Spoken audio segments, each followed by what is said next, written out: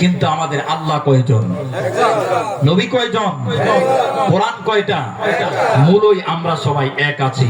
অতএব কোন কুলাঙ্গারের বাচ্চা যদি নূর নবী মুহাম্মদুর রাসূলুল্লাহ সাল্লাল্লাহু আলাইহি ওয়াসাল্লামকে নিয়ে যদি কোন কটূক্তি করে, আল্লাহর রাসূলের স্ত্রীদেরকে, আমাদের আম্মা জানদেরকে নিয়ে যদি এই বাংলাদেশে কটূক্তি করে, আমরা সুন্নি জনতারা রাসূলের আশিক এই পৃথিবীতে বেঁচে থাকতে এই কুলাঙ্গার, এই ব্লগারদের এই দুনিয়ার জমিনে থাকতে দেওয়া হবে না। ঠিক কিনা জোরে বলেন?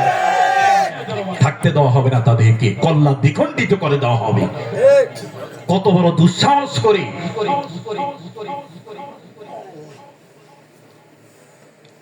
এই জন্য সবাই সোচ্চার থাকতে হবে, আল্লাহর রাসূলকে নিয়ে যেন কোনো কথা না বলতে পারে। আর বিচার একটাই, গর্দান থেকে তার কল্লা উড়ে যাবে। ঠিক কিনা জোরে বলেন? আম্মা জান আয়েশা সিদ্দিকা রাদিয়াল্লাহু তাআলা আনহাকে নিয়ে কটূক্তি করে এই বাংলার জমিনে এই ব্লগার এখনো জমিনের মধ্যে বেঁচে আছে।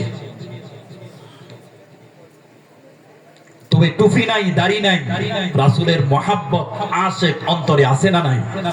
খালি বলে দেখো, টেনে ছিঁড়ে ফেলা হবে। ঠিক কিনা জোরে বলেন? যুবকের মনের মধ্যে শান্তি নাই, যুবকের শুধু শরীরে দিয়ে আগুন জ্বলতেছে। হায় আমি কি করব? কারণ হলো মুসলমান থেকে খারিজ হয়ে গেল, শুকরের মাংস খাইলো, কোরআন তেলাওয়াত ছেড়ে দিল, নামাজ ছেড়ে দিল, শুধু ওই খ্রিস্টান মহিলার জন্য। ওই মহিলা কয়েকদিন থাকার পরে আর ওই মহিলাকে ভালো লাগে না, তার কাছে শান্তি লাগে না। অফিস থেকে যখন আসে কোরআনের দিকে তাকায়, অফিস থেকে বাসা থেকে যখন অফিসে যায় কোরআনের দিকে নজরটা চলে যায়। আর কেন জানি কেমন জানি কোরআন বলছে, যুবক তুই 2 বেলা আমাকে কোরআন তেলাওয়াত করতি, আজকে তুই 3টা বছর হয়ে গেল, আমাকে তুই এখনো ধরলি না। স্ত্রীর কারণে কোরআন ধরতে পারে না।